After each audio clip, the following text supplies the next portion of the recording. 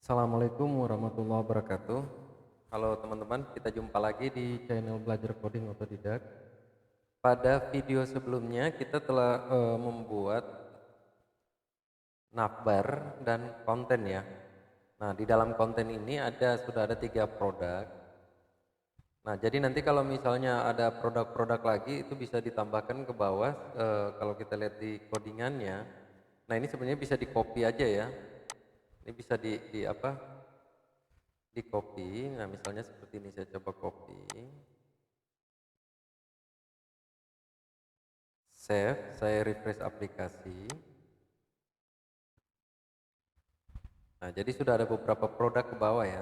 Nah, tapi ini kita masih input secara manual di sini, kita belum menggunakan database.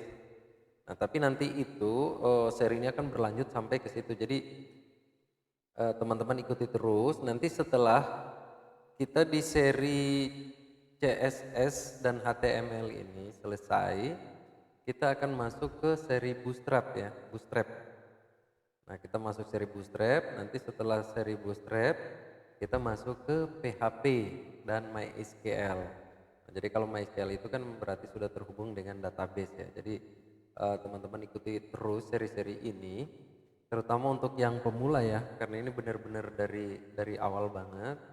Jadi untuk pemula ini akan mempermudah untuk memahami apa itu bahasa program, bagaimana cara membuat aplikasi berbasis web.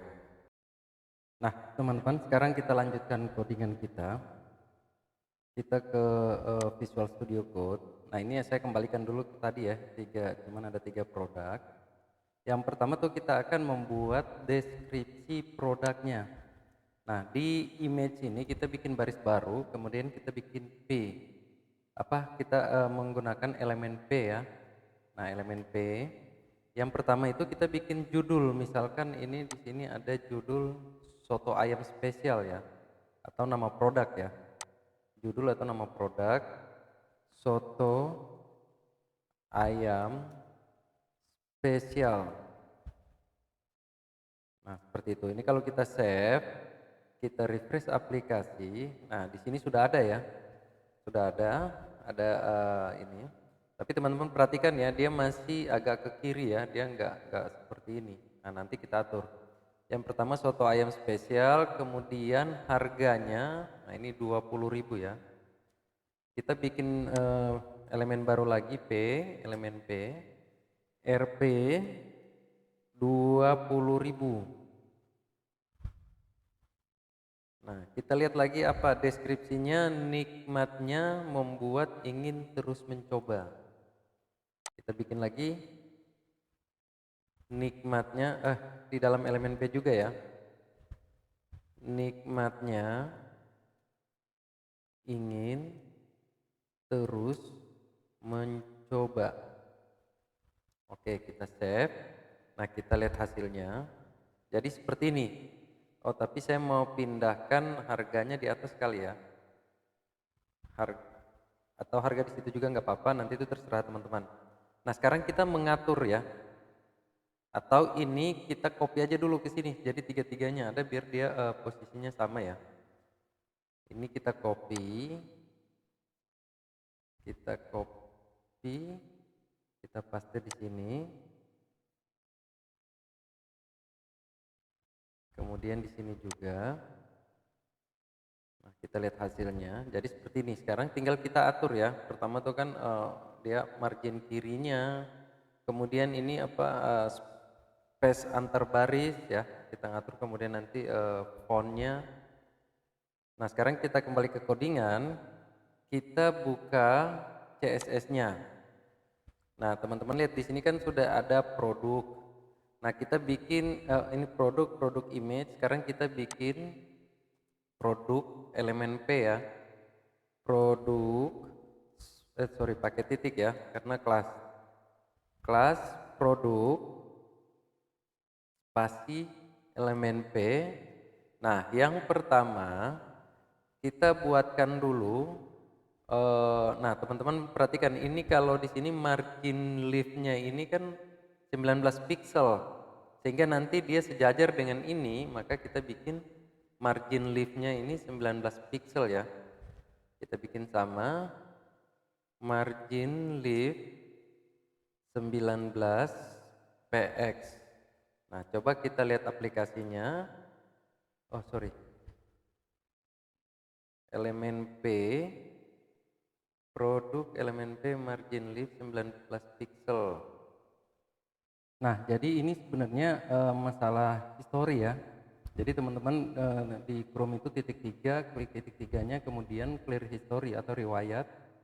Kalian pakai bahasa Indonesia riwayat. Nah, setelah clear history baru di refresh sehingga CSS-nya jalan ya. Jadi kalau CSS yang baru biasa seperti itu ya. Kenapa? Jadi kalau teman-teman bikin sebuah aplikasi tapi file CSS-nya ini dia terpisah dengan file HTML, itu kadang kalau dia nggak berjalan harus clear history ya, supaya apa namanya cookie yang lama itu tidak terbaca. Jadi biasanya untuk clear history itu hanya untuk awal aja ya. Jadi kita baru mau apa namanya? Jadi kita dalam pengembangan ada codingan baru, kadang seperti itu. Nah, tapi kalau codingan itu sudah apa sudah sering digunakan, itu udah nggak perlu lagi. Jadi biasanya hanya codingan yang baru aja di CSS yang harus kita clear history, karena Chrome itu dia kadang membaca cookie yang lama ya, history yang lama, jadi sehingga harus kita clear history. Oke, sekarang kita lanjut. Kita akan membuat jarak antara baris. Ini kan space-nya terlalu besar ya. Jadi kita kembali ke codingan, kita buat space antar baris, line height ya, line height. Kita coba kasih 3 pixel ya. 3 pixel. Nah, jadi kurang lebih seperti ini ya.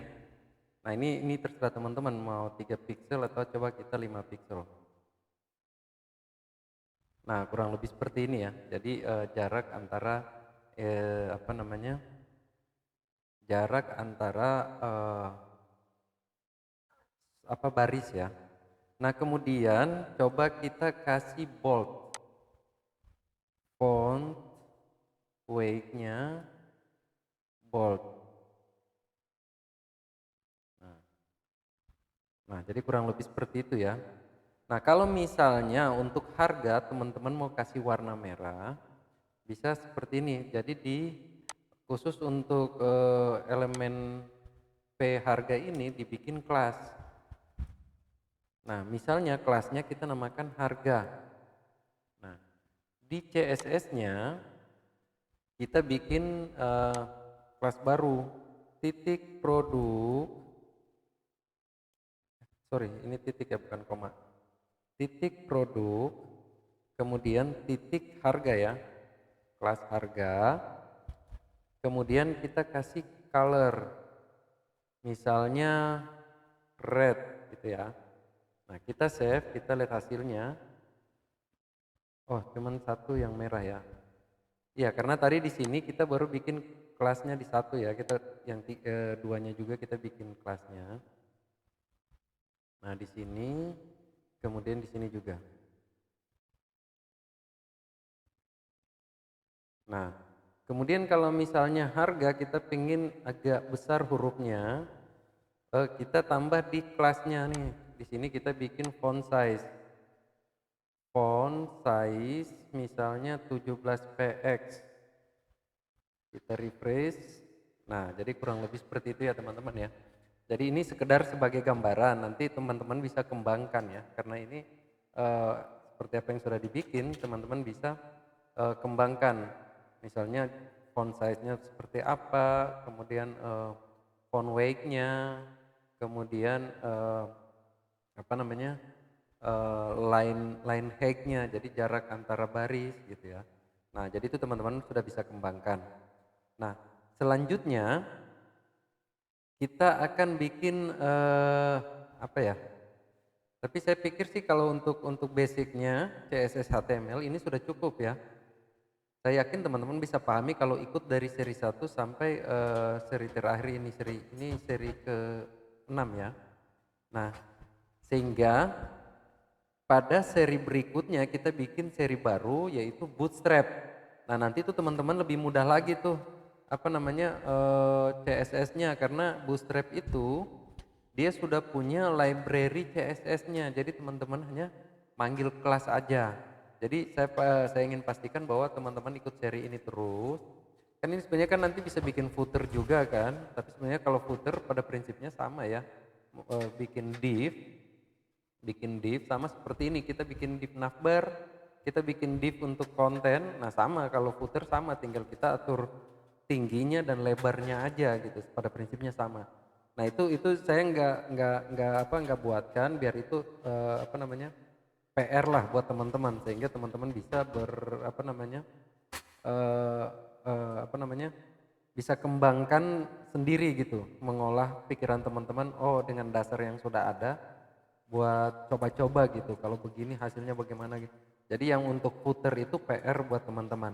Nah saya pastikan bahwa teman-teman ikuti terus seri ini, kita akan lanjut. Jadi seri CSS dan HTML untuk pemula ini cukup sampai di sini ya, seri ke-6.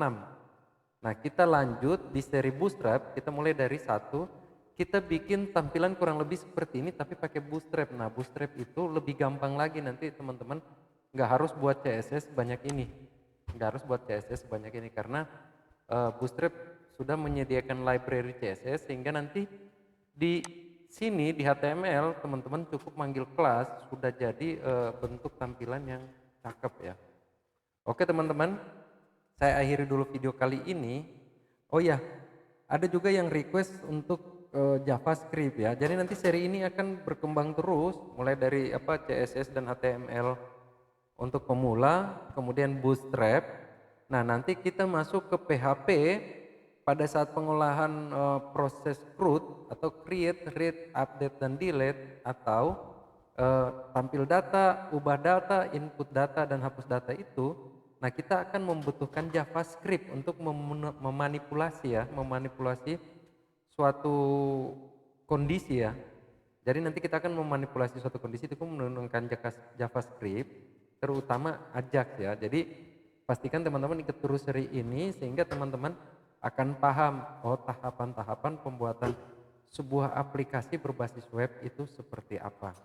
Nah nanti setelah, jadi kan ada seri CSS, CSS dan HTML untuk pemula, ada seri Bootstrap, ada seri CRUD PHP, nanti terakhir itu ada seri bagaimana kita membuat aplikasi web menjadi APK menggunakan Coduler. Jadi bisa untuk teman-teman install di Android. Oke, kita akhiri dulu video kali ini. Kita jumpa lagi di seri baru kita, yaitu tentang Bootstrap. Assalamualaikum warahmatullahi wabarakatuh. Sampai jumpa.